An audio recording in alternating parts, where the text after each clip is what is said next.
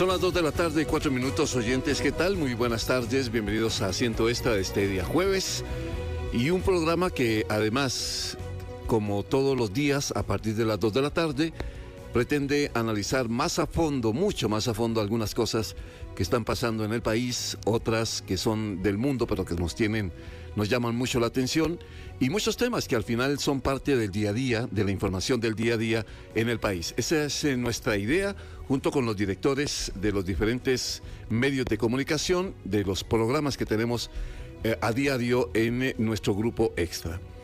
Hoy un tema, yo creo que hacía varios días no teníamos un terremoto 7 grados dentro de la política que generara tantas opiniones y tantos comentarios, por ejemplo, en las redes sociales, que aún hoy, aunque la noticia pues se conoció ayer, aún hoy y en estos momentos, en horas de la tarde, a través de las redes sociales no ha parado, nos decía el equipo digital, que ha sido el tema tendencia de los comentarios sobre lo que pasó con el exministro Mauricio Batalla. Más allá de lo que pasó con él, de lo que se ha explicado hasta el momento y se ha publicado hasta el momento, y lo que él ha dicho también a través de sus redes sociales y la explicación para retirarse de la actividad política y de la publicación que hicieron los medios de comunicación sobre las acusaciones en su contra, muy serias, muy complicadas, que prácticamente lo borran literalmente de la actividad política, porque esa acusación de acoso sexual que pesa muchísimo, mucho más en un año político como el que estamos viviendo. Y digo, más allá de eso es ¿qué va a pasar? Porque varias preguntas que quedaban sobre la mesa tenían que ver con el futuro de quienes son en política les dicen delfines políticos, que son esos hijos que quedan de un partido político o que están esperando el guiño del jefe para saber si son candidatos, precandidatos, si van a la asamblea, si van a la presidencia, etcétera, etcétera. Ese rodriguismo, que algunos consideran así, aunque no hay partido todavía, pues obviamente que va a sufrir las consecuencias de lo que pasó con Mauricio Batalla.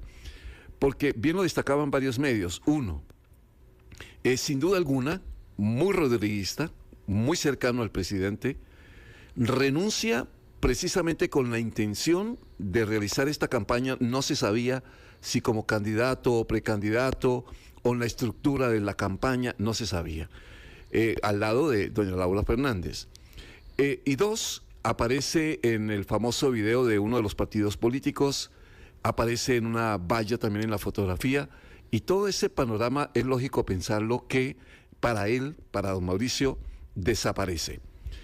¿Qué va a pasar entonces? Por esa razón, tener hoy a don Mario Quirós con nosotros aquí, analista político, un hombre que lee la política de otra manera, y eso es bueno, con quien hemos hablado muchísimo de la campaña, de incluso las encuestas o los estudios que se hacen en torno a las preferencias del país por don Rodrigo Chávez y su gobierno, de las cosas buenas y malas que hay en las opiniones de la gente frente al gobierno del presidente Chávez.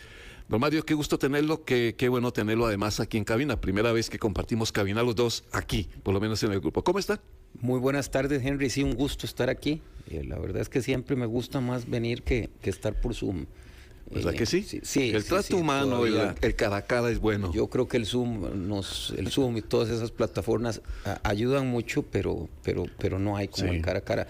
Y tengo que reconocer yo, que soy nuevo en esto, que la radio sí tiene una magia absoluta, especial. Total. Es algo que tengo que reconocerlo. Entonces sí me gusta más.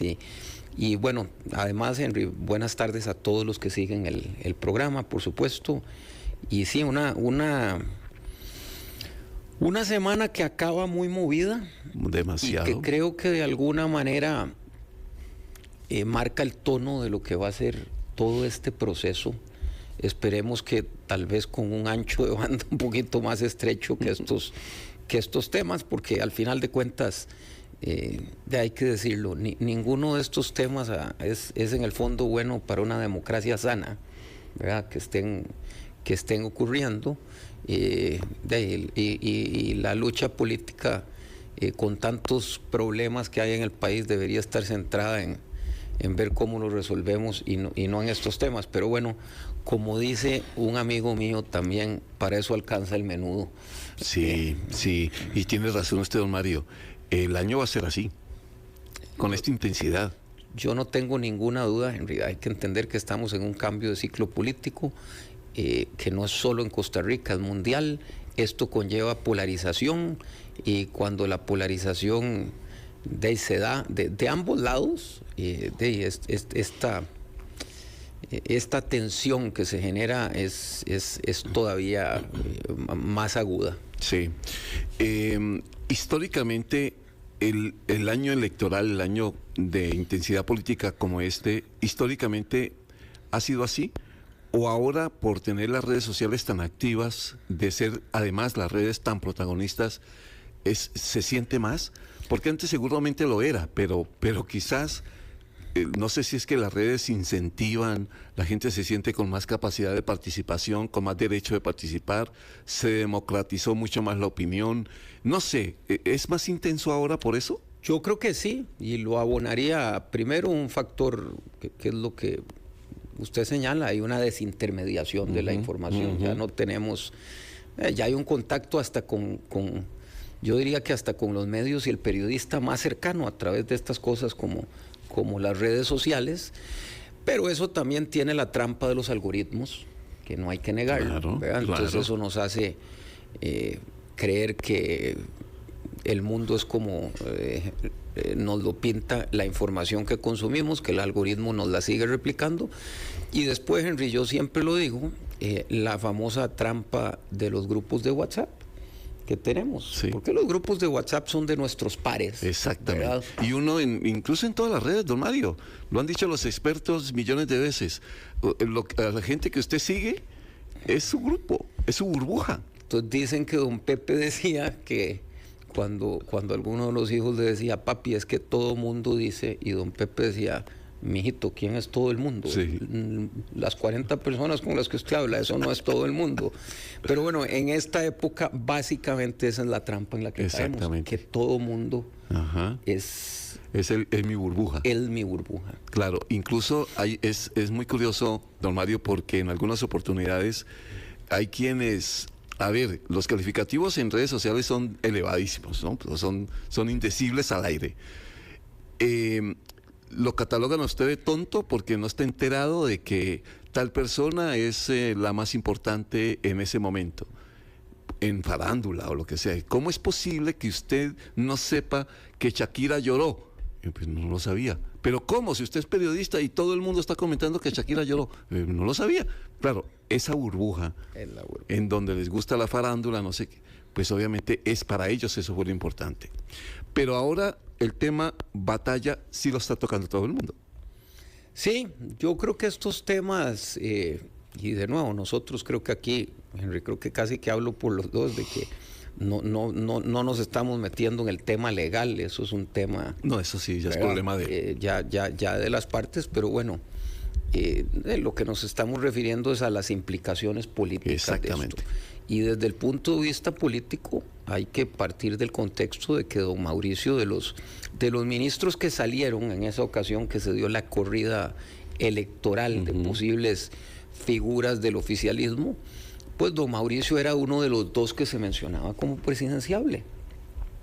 Y definitivamente es un golpe. Claro. Tanto es así, don Mario, que incluso ni siquiera los analistas que, como usted, entienden este tema, se atrevían a decir cuál de los dos podría ser el candidato presidencial, si doña Laura o él. Esa era la importancia de Mauricio Batalla en su momento. Eso es cierto, tenía un peso específico. Recordemos también, Henry, que el tema de ejecución de obra pública, justa o injustamente, pues ya sé que puede haber gente en redes que me ataque con eso y me diga que solo están ejecutando obras del gobierno pasado, pero justa o injustamente, lo cierto es que la gente en una enorme mayoría le estaba reconociendo la ejecución de obra pública a este gobierno, y eso también se reflejaba en que tanto don Luis Amador, en su paso por el ministerio, como don Mauricio, eran dos de los ministros de mucho peso, sí. De mucho peso y muy populares. Entonces, en ese contexto, definitivamente, es un golpe el que se lleve el oficialismo. La otra parte de eso es qué tan duro es el golpe. Buena pregunta. Que eso estará por definirse. Que uno dice que es un terremoto de 7 grados y puede ser un temblorcito. Bueno, yo sí creo que sí fue un temblor. El tema Sacudón. es cuántos cimientos mueve, ¿verdad? O cómo estaba construida la casa. ¿Y qué quiero decir con esto? Hay que ver si se diluye en el tiempo el tema, porque de alguna manera yo creo que si hay una hipótesis válida que podríamos hacer de que dentro de lo malo que es el golpe, lo único bueno que tiene es que sea a 10 meses de las elecciones. Ajá. Y no, por ejemplo, con don Mauricio en una fórmula presidencial. ¿Verdad? Hubiera sido. Entonces, ahí sí el terremoto hubiera sido grande. Exactamente, entonces eso es. 2, si por el hecho de que no haya partido y no haya todavía candidatura presidencial del oficialismo, eso puede causar un fenómeno de que no se le pegue directamente a nadie, porque Sí. nadie, ¿qué quiero decir con esto? No hay una candidata que tenga que salir a defenderlo, no hay un partido que tenga que salir a defenderlo como miembro, entonces eso podría jugar a favor. Aquí todavía el problema es de él, no de un partido. Exactamente. Ok. Mucho mejor planteado de lo que lo hice yo. Y lo último, que creo que es un tercer factor que está por verse, es, dado el peso del presidente, si esto realmente le hace mella o don Mauricio resultara ser una figura, ya en el contexto de largo plazo, Sí. menor. Y eso, como digo, creo que dentro de lo malo, lo bueno es que haya sido ahora En este y momento. que no les ocurrió esto al oficialismo ya con don Mauricio encabezando una papeleta de Santo Dios. diputados o en una fórmula presidencial. Ahora, yo le agregaría otra, don Mario, que le aclare el panorama adentro de esa colectividad para el camino de doña Laura, por ejemplo.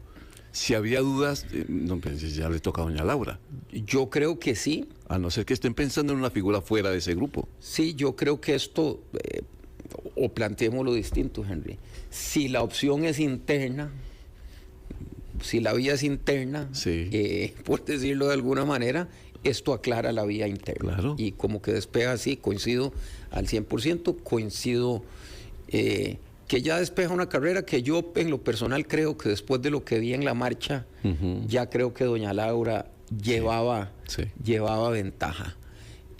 Por el otro lado, también desde el punto de vista político, Henry, hay que ver cómo va a responder el presidente. Si va a responder la semana entrante ¿Usted cree en que sí? conferencia de prensa directamente, digamos,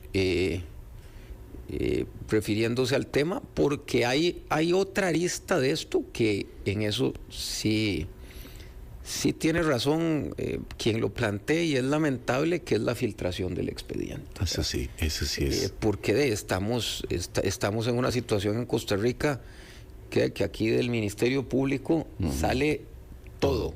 Todo. Y eso es grave. Y lo más grave también es, si eso fue así, que también hay que decirlo, pues yo creo que uno también tiene que formar opinión, es no por proteger a don Mauricio, ojo, es por proteger a la denunciante, ¿verdad? Que también estas filtraciones, yo no lo digo tanto por proteger a don Mauricio, sino por proteger a la denunciante, que también ella habrá tenido sus motivos personales por los cuales decidió arreglar, no arreglar. Ya he oído todas las especulaciones. Uno eso no lo puede juzgar, me parece. No.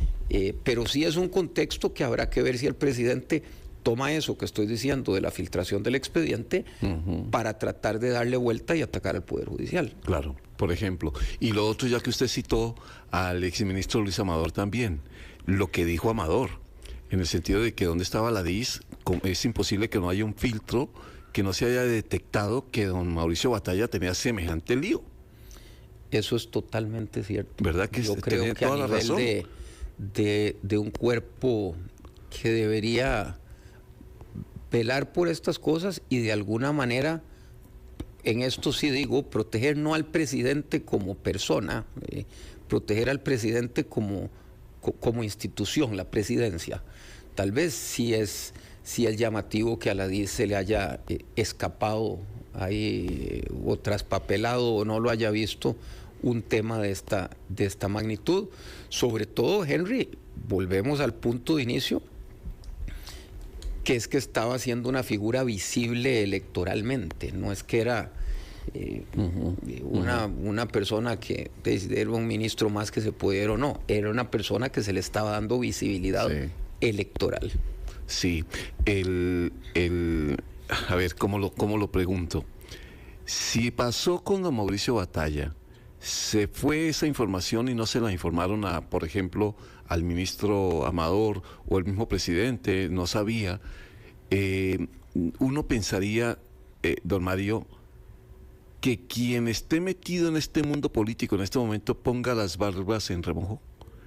Es decir, si usted tiene una deuda pequeñita que sea por allá guardada, porque uno supone, voy a decirlo en términos bien coloquiales, le están revolcando esta vida y la otra, pues, en política, eso es una herramienta. Yo lo quemo, ¿verdad? Es posible que esa situación así, que es triste, pero finalmente es una realidad, le estén revolcando en efecto la vida a todos los políticos y mucho más si viene de un grupo político que tiene una proyección tan grande como el rodriguismo como tal.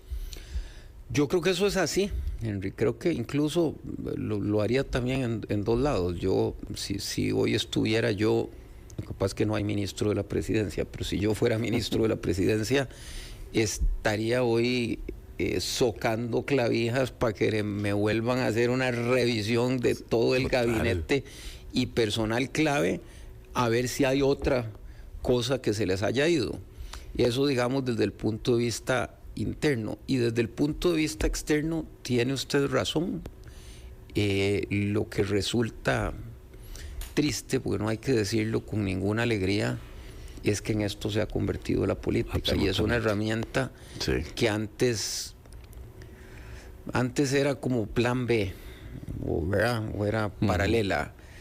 Pero tristemente en algunas campañas ya se está convirtiendo el plan A. Y vamos a una, creo yo, que va a ser de las campañas probablemente más duras y más ásperas, ríspidas, confrontativas que por lo menos hayamos visto en Costa Rica en lo que yo me acuerde. ¿Usted lo cree? ¿Tan pesimista es? Sí, yo creo que el tono que está tomando todo esto, Henry, no es necesariamente un tono que uno podría decir constructivo. Sí.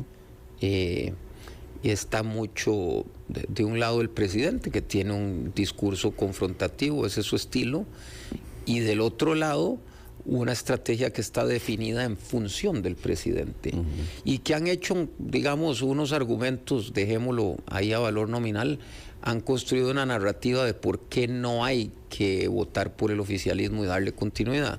La parte y el delta que está abierto es que lo que no se ha construido es una narrativa de por qué, si no se vota por el oficialismo, se debería volver a darle a la oposición, que ya ha pasado por el Ejecutivo y Legislativo, oportunidad.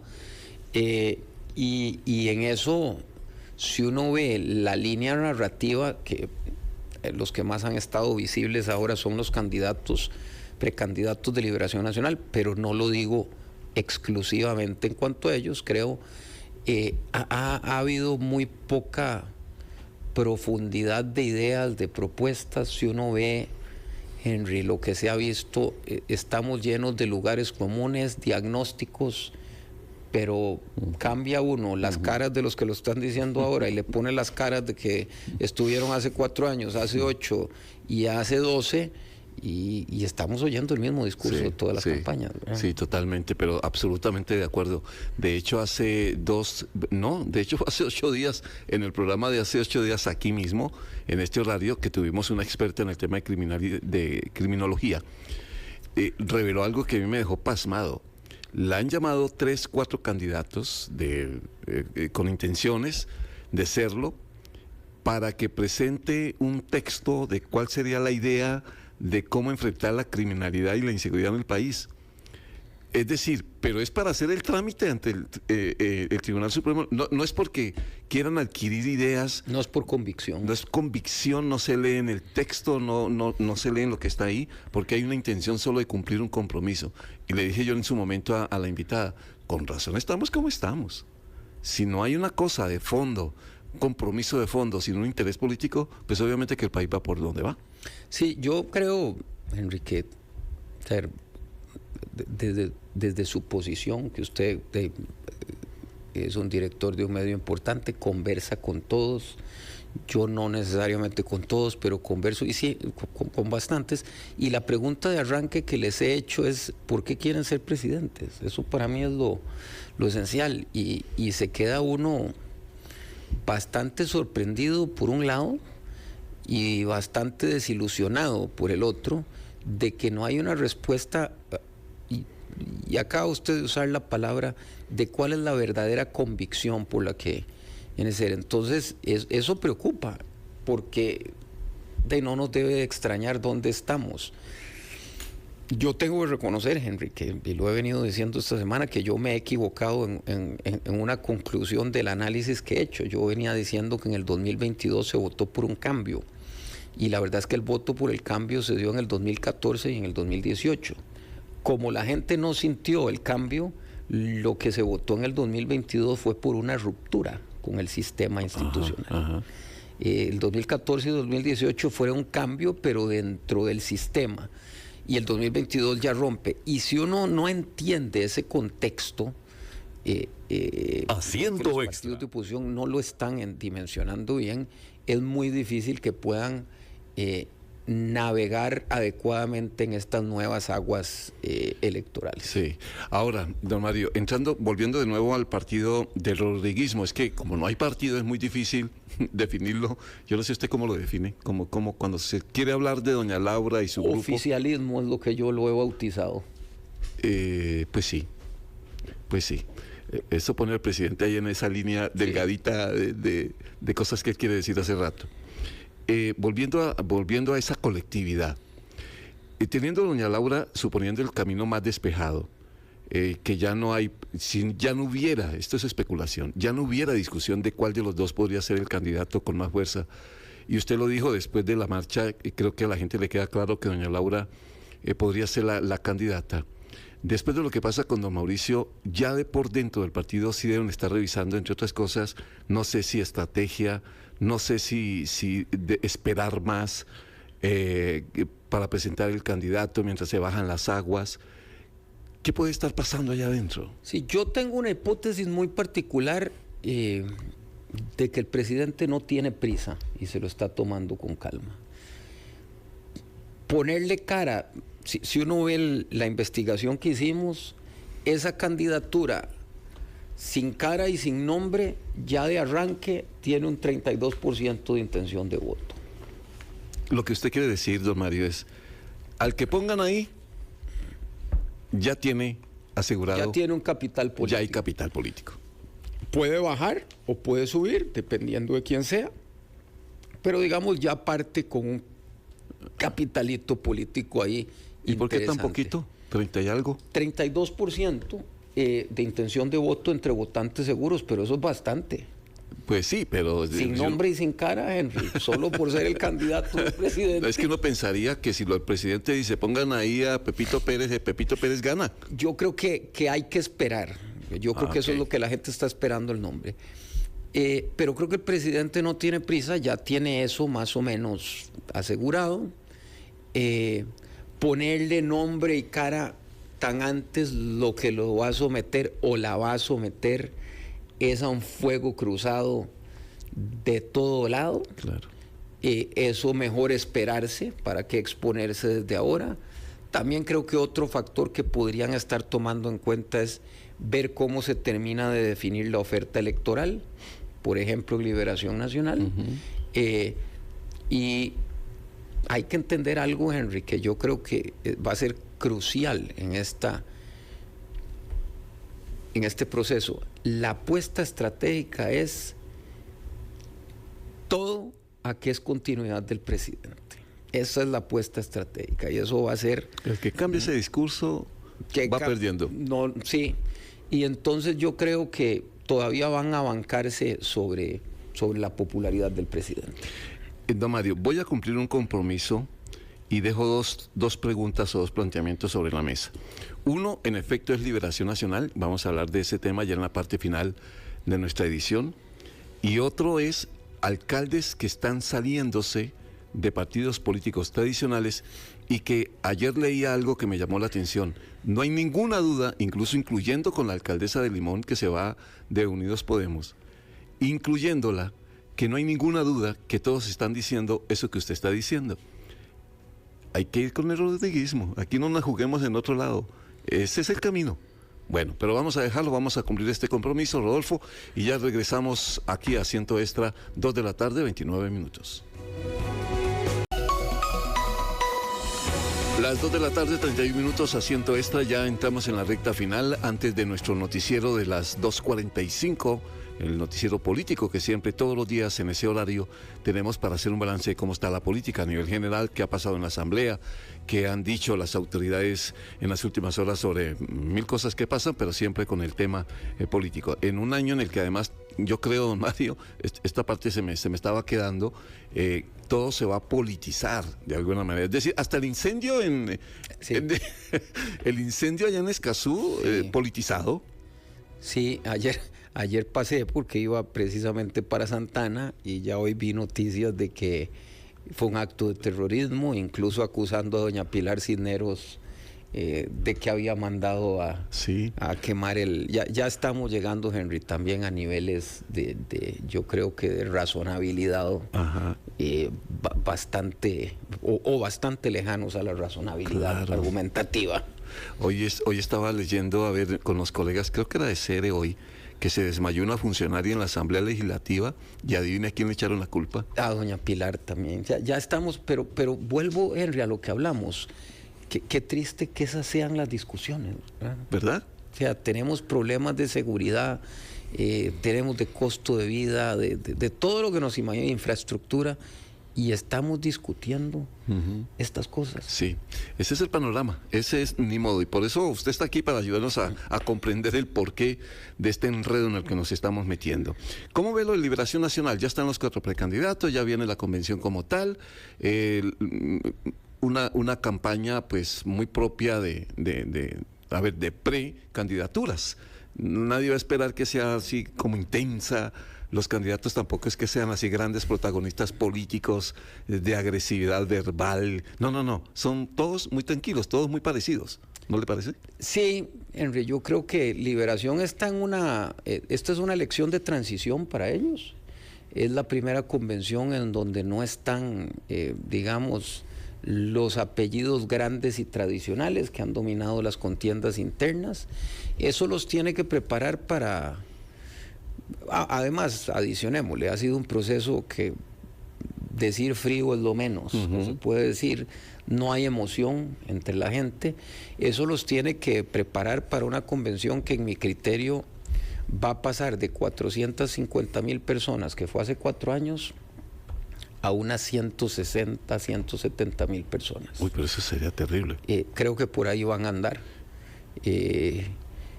¿Por qué esa predicción tan...?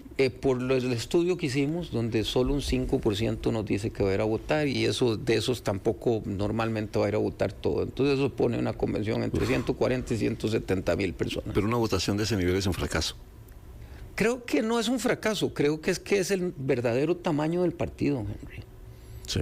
Y además hay un dato que la mitad de los distritos llevan papeletas en la renovación de los procesos internos únicas, entonces no hay competencia tampoco interna para llevar votos.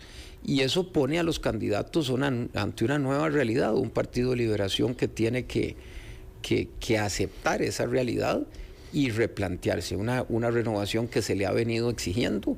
Vamos a ver si lo logran. Pero sí muy poca emoción.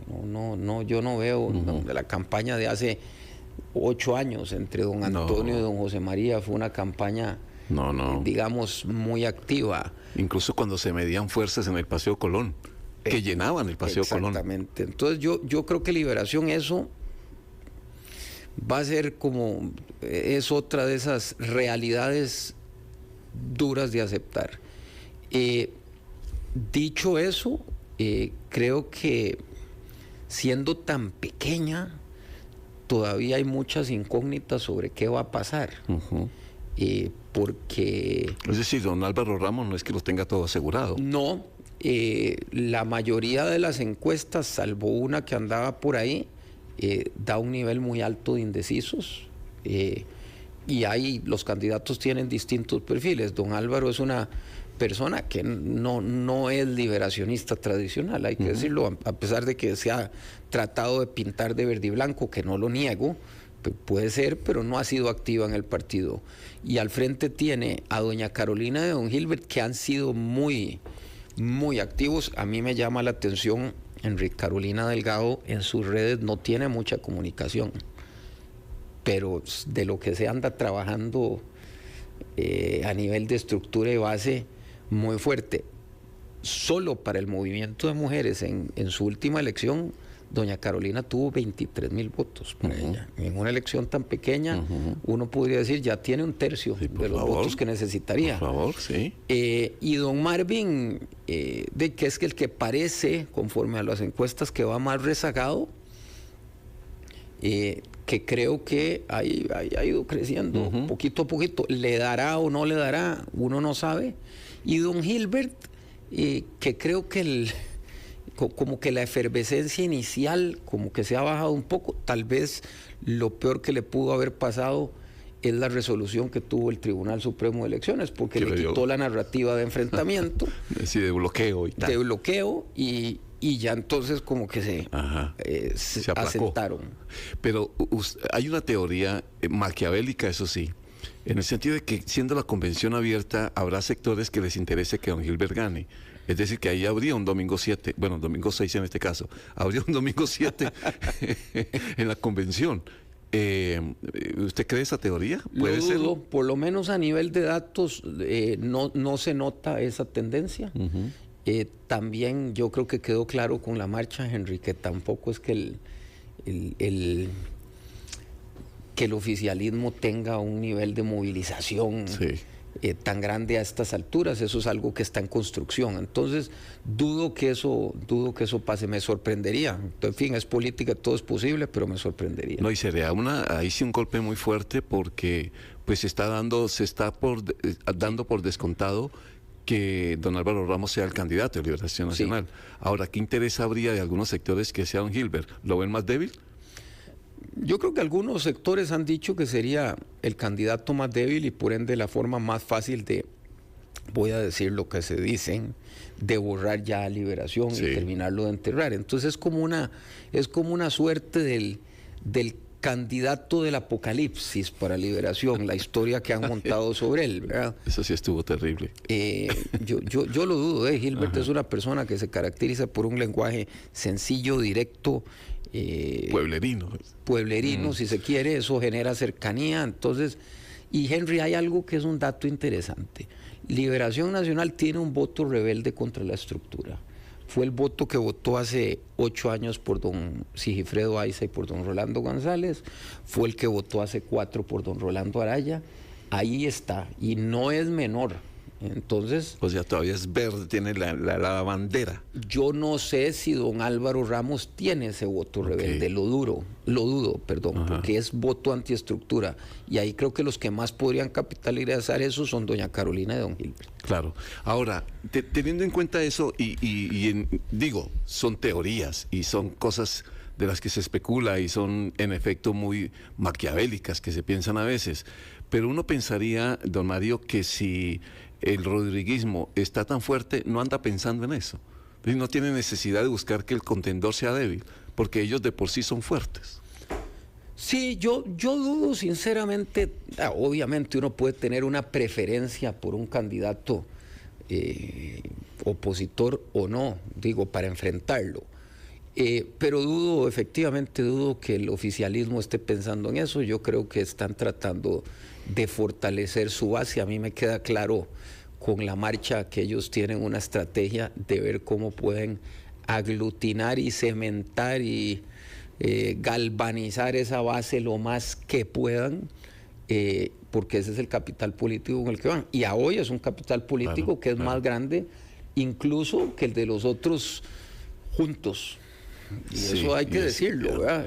Y es el efecto que está surtiendo de la pregunta que dejaba en el bloque anterior, con los alcaldes. Es decir, ¿usted cree que sí hay alcaldes que dicen, a ver, vamos a jugar como se debe jugar, con el ganador? Subirse al bus que me puede llevar al triunfo. ¿Sí se estará pensando en eso? Sí. Totalmente. Claro. Yo creo que también, Henry, hay que tomar en cuenta que en los partidos tradicionales ahora hay menos puestos que repartir. Uh-huh. Ya como está Liberación, ya se están perfilando quienes podrían tener posibilidades de ser candidatos por las papeletas distritales y la fuerza que puedan tener.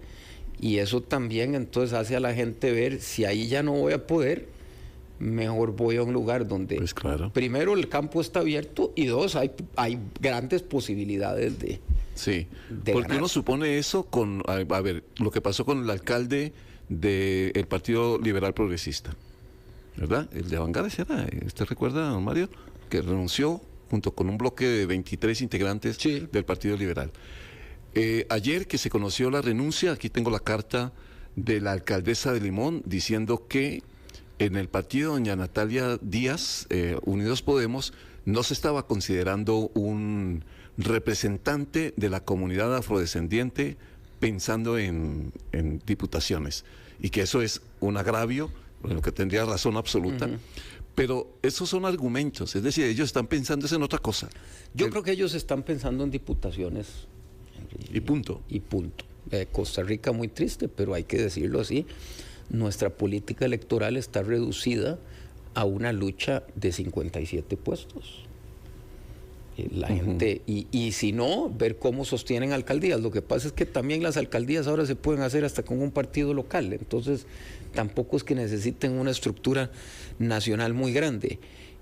Pero donde podrían tener hoy alguien que se sienta desplazado en un partido tradicional, creo que la lógica sería que donde puede tener mayores posibilidades, si tiene un liderazgo además fuerte, si es un alcalde que demuestra que tiene estructura y base local, el oficialismo sería el lugar natural. Claro, claro. Y ahí hay una medida de fuerza política, claro, de las más grandes, claro, en las municipalidades. Claro. Ahí es donde se mide la fuerza. Así es. ¿Qué fue lo que descuidaron? Decían en algún momento Liberación, la Unidad, que esas estructuras regionales se debilitaron.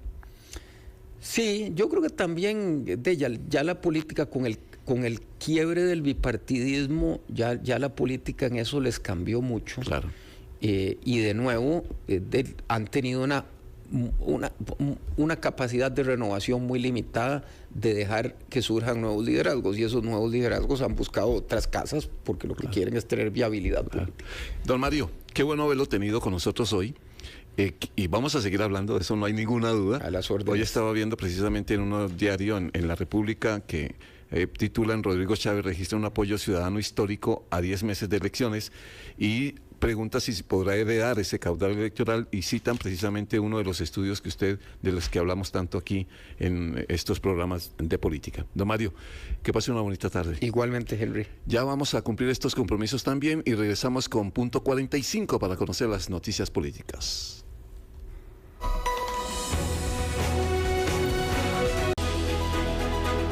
Como si no hubiéramos hablado de política, llevamos una hora hablando del tema, pero siempre en este bloque final de Asiento Extra hacemos un balance de cómo están las actividades.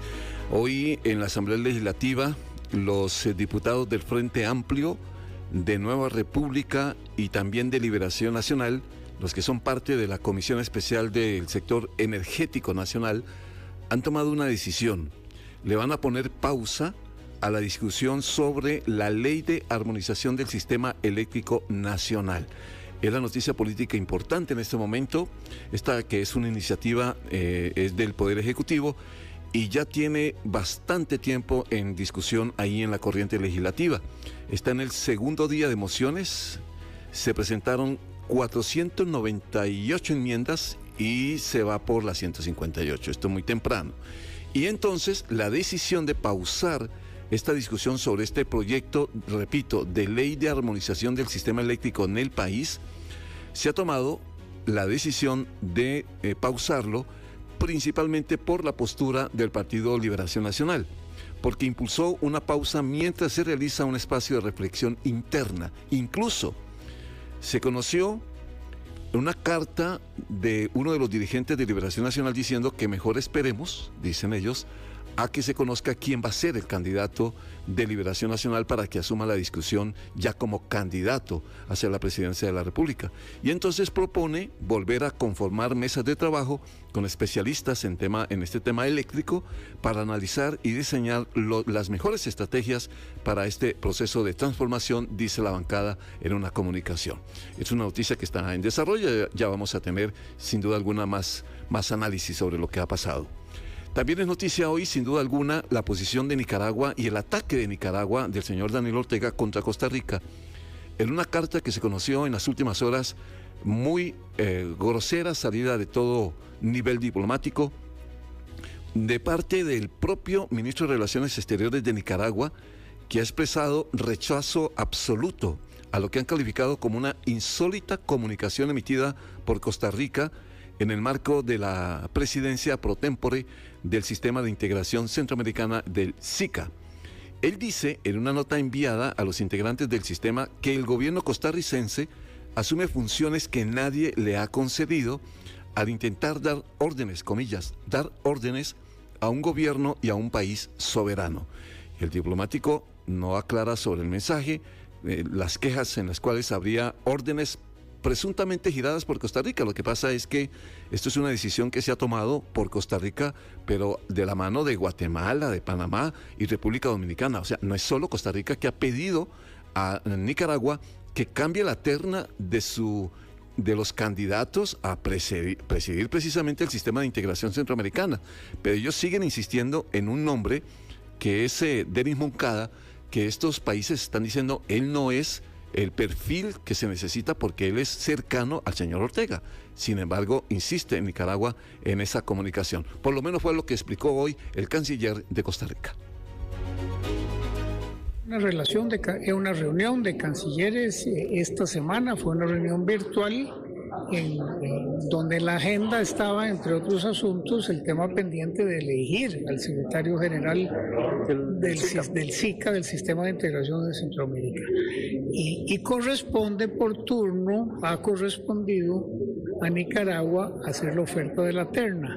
Ya había el año pasado sugerido Nicaragua la misma terna que volvió a presentar, y en esa terna anterior venía encabezada por don Daniel Moncada. En esa ocasión, tanto Panamá como República Dominicana, Guatemala y Costa Rica consideraron que ninguno de los candidatos reunía los requisitos exigidos para ser secretario general.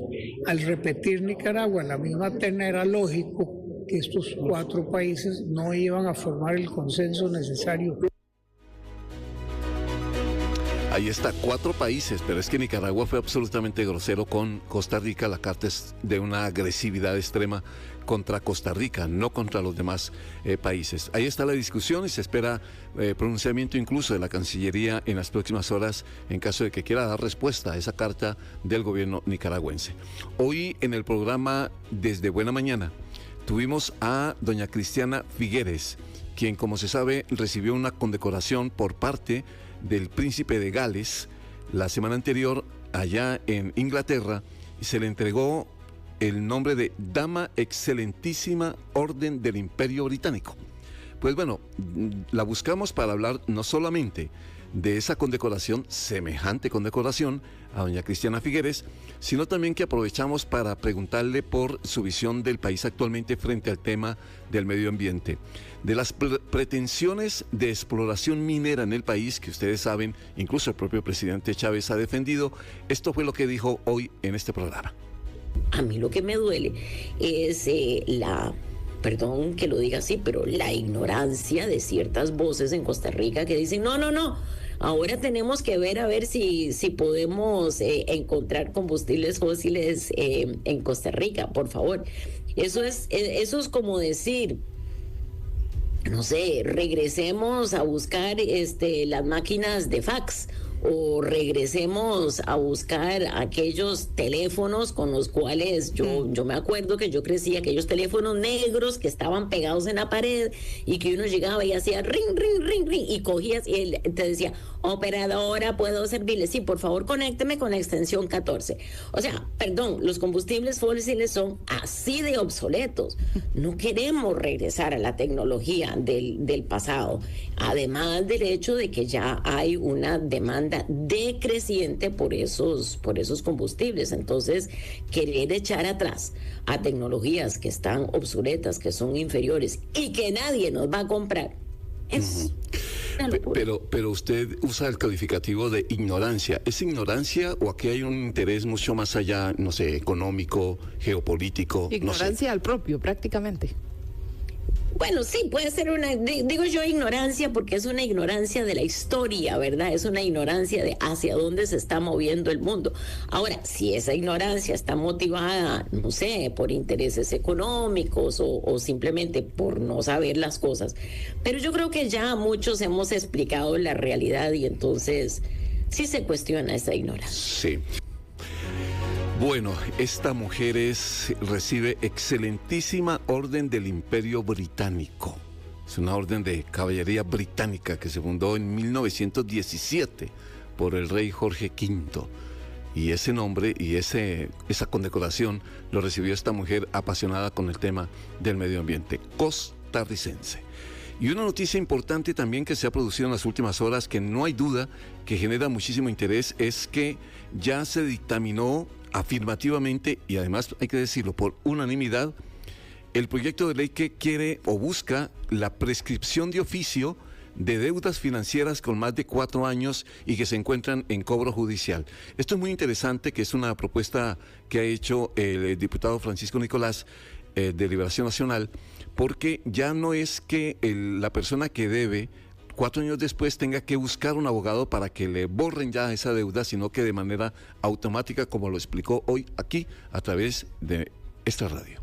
Que el juez, cuando valora el reclamo del acreedor, ¿verdad? Del dueño, digamos, del dinero que se prestó, valore los componentes de ese reclamo y establezca, sin que lo pida el deudor, cuáles componentes de esa deuda ya están prescritos. Es decir, este país le daría clase al mundo, indicando que aquí a los ciudadanos se les da un derecho propio de saber que no le cobren más deudas que estén prescritas.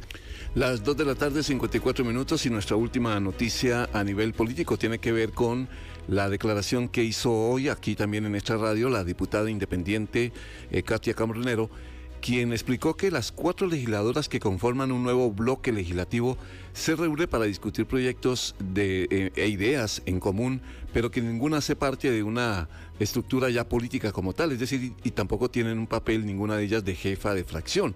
Pero por el momento no están buscando, explicó ella, formar una agrupación de cara a las elecciones nacionales. Sí, nos estamos juntando los lunes durante el momento que se utilizaba en las reuniones de fracción. Lo estamos haciendo por espacio de 1 hora y justamente para ir analizando la posición en relación a algunos temas o algunos proyectos. ¿Y quién es la voz cantante? ¿Quién es la digamos, jefa de fracción? No tenemos jefa de fracción. En realidad lo que estamos haciendo es rotando, digamos, la visita a las reuniones de jefaturas de fracción y por otro lado todas, digamos, llegamos a acuerdos y tratamos de tener un solo criterio. Las 2 de la tarde, 55 minutos, ese es el panorama político entonces a esta hora de la tarde. Obviamente que el momento que se presente información de política, ya junto con Francisco León, pues estaremos en cada hora teniendo detalles de qué fue lo que pasó a nivel de la Asamblea Legislativa, por ejemplo. Pero obviamente también quedan invitadísimos para que sigan este programa que está aquí en esta taza donde me estoy tomando el cafecito. Dice mucho que contar. Hola, Maurín. Tía, ¿cómo va? Hola, Henrito. Me hace gracia que me digas Maurín. Mauren. Mauren. Sí, pero entiendo. Pero mejor tía. Exactamente, ya a final Mejor de cuentas. tía. Sí, Felipe. Bueno, ¿con qué vienen hoy? Bueno, hoy tenemos un programa lindísimo. Hoy tenemos una baja en el equipo. Opa. Sí, porque Chris Brenes anda allá en la Cámara de Ganaderos, en la Expo San Carlos. Entonces. En su mundo. En su mundo, en su charco. No sé por qué no me llegó, siendo yo sancarleña también, pero bueno, es que tampoco podían haber dos bajas en el programa. Entonces, les invitamos a quedarse con nosotros a partir de las 3 de la tarde y hasta las 6. Vamos a estar con mucho que contar, invitados, entretenimiento, lo que usted espera todos los días a esta hora de la tarde para ir ahí en su carrito, en su presa o tomándose un cafecito entretenido e informado. Usted viene de la calle, ¿cómo está? ¿Cómo está el tránsito a esta hora? Está ¿Tranquilo? relajado. ¿Verdad que sí? Está bastante relajado. Extrañamente, hoy tuve que ir a Escazú y no me topé con ninguna presa. Sí, no, y el clima también está suave. Está no está rico. haciendo sol. Ya garuó un poquitito. Ya garuó. Sí. Bueno, buen programa, que les vaya muy bien. Muchísimas gracias. Hasta dentro de un rato. Tía, la tía. 2:57 minutos a ustedes. Gracias también. Feliz tarde.